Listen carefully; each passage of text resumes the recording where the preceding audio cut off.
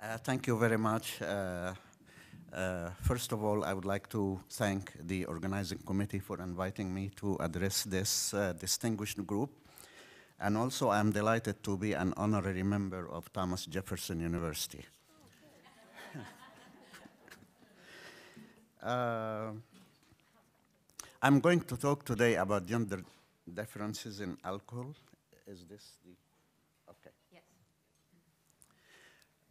The effects of alcohol in men and women vary by two things. First, the pattern of drinking, and of course, due to the gender differences. The pattern of drinking, when people drink, there are two ways. First, moderate drinking.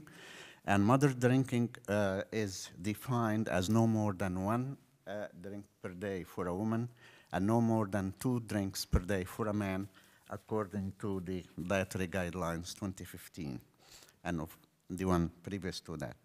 The second pattern of drinking is high-risk drinking. And high-risk drinking basically is drinking too fast, too much too fast, or too much too often.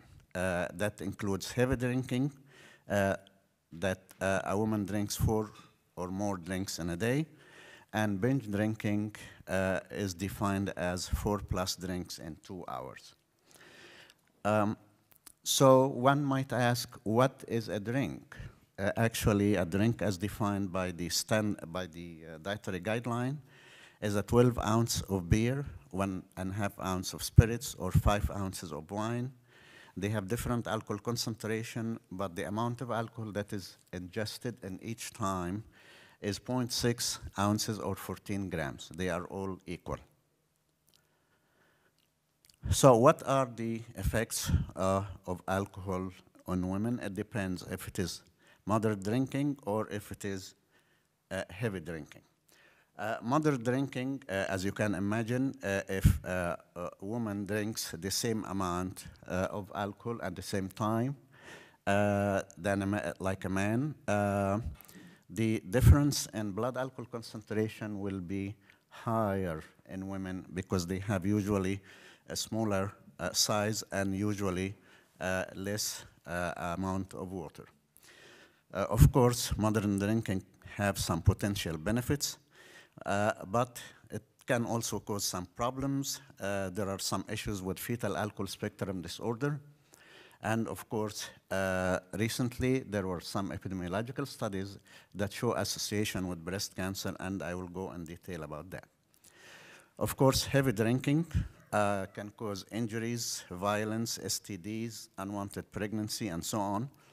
And importantly, it can cause tissue damage, including liver cirrhosis. And I would like to thank Dr. DiMarzio for making my slides easier. And of course, brain damage and cardiomyopathy. So what are the potential effects of moderate drinking? Most of you probably have heard about the so-called J curve, which means that if a person drinks moderately, the risk of certain diseases like myocardial infarction, ischemic stroke, type 2 diabetes, and so on, goes down. But if the person continues to drink more, the risk goes up. So the potential benefits includes decreased risk of heart attack, type 2 diabetes, rheumatoid arthritis, and so on. But it is very important that you tell your patients that no one should drink to get any health benefits. Now, fetal alcohol spectrum disorder is a very important thing because women who choose to drink, either knowing the results or not, during pregnancy, they have a risk of having a child with what's called fetal alcohol spectrum disorder, which covers various symptoms, include teratogenic and behavioral effects. And to make a long story short, no woman should drink during pregnancy or even lactation, because alcohol can go in the mother's milk and affect the baby. Does moderate alcohol consumption affect breast cancer? There are several epidemiological studies that shows that increased risk of breast cancer. But these epidemiological studies, there is some dichotomy between the findings of the epidemiological studies and the biological sciences that we know. For example, these two studies showed that there is increased risk in both ER positive, estrogen receptor positive and negative. And the second one in Lumina A and Lumina B, both of them are estrogen receptor positive. And the problem with that is that if estrogen is involved in breast cancer carcinogenesis and breast cancer genesis, then Lumina A and Lumina B should have the same risk factor, but that's not the case. So epidemiological studies show association, but that does not mean causation. And so far, as recently as last year, we still don't know the mechanism where alcohol can increase the breast cancer risk. And I published an article in 2015, and I'm grateful to AMWA.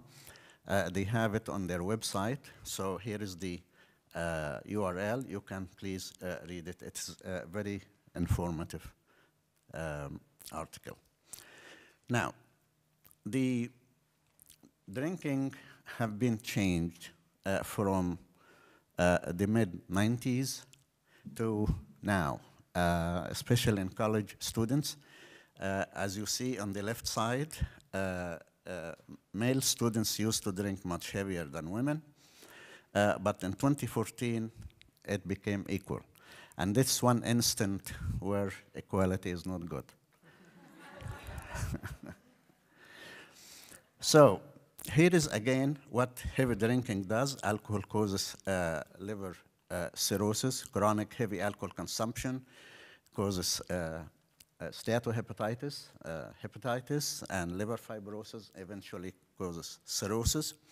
And women are more sensitive to that because they develop alcohol-induced liver disease over a shorter period of time after consuming less alcohol than male.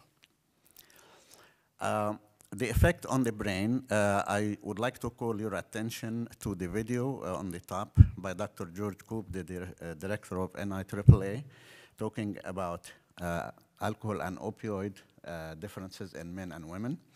And the website is there on YouTube. You can please feel free to read it. Alcohol causes also cardiomyopathy in women and men equally, even though women drink 60% lower in lifetime alcohol use. The effect of alcohol on the brain, the women sustain larger cognitive deficits and greater damage in the hippocampus and frontal lobes than men. So with that, I will stop here. I think I met my deadline. Thank you.